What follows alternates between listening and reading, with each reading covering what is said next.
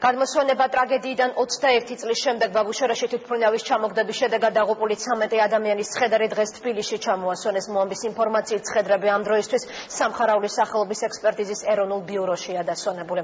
სავარაუდოდ სწორედ ამ თემაზე ამ წუთებში დევნილთა მინისტრი დავით დარახოლიძე საგანგებო განცხადებას აკეთებს, რომელსაც ახლა ჩვენ პირდაპირ ეთერში შემოგთავაზებთ.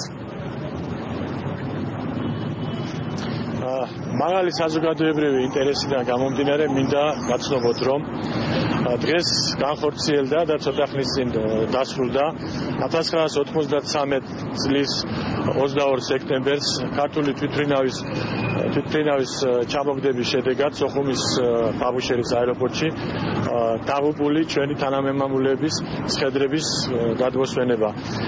13 გმირი მეომრის ცხედარი დასვენებულია დედაქალაქ თბილისში.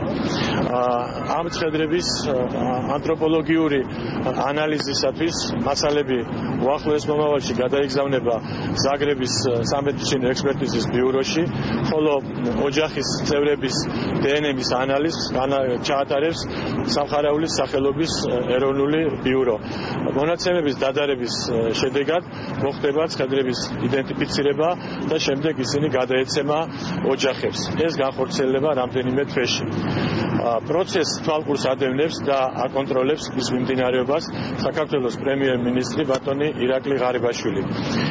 აფხაზეთის ომის ისტორია და ეს კონკრეტული ტრაგედიაც ჩვენი საზოგადოების მოუშუშებელი ჭრილობაა და დღევანდელი დღე გარკვეულწილად ამ ჭრილობის განახლება. მაგრამ მნიშვნელოვანია, რომ ოჯახებს და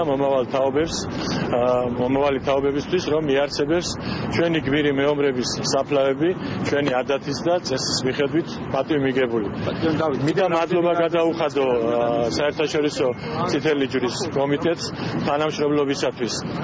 საკითხის მძლობიარე ხასიათიდან გამომდინარე მაქვს თხოვნა, რომ ყველამ თავი შეიკავოს დაუზუსტებელი ინფორმაციის და დაუბალანსებელი სიუჟეტების ეთერში გაშვებისაგან, რადგან ამან შეიძლება დააზარალოს პროცესი, რომელიც ისედაც გაყინული იყო 12 წლის განმავლობაში.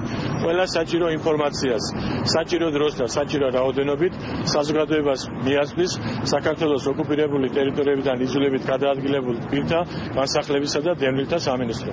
დიდი მადლობა.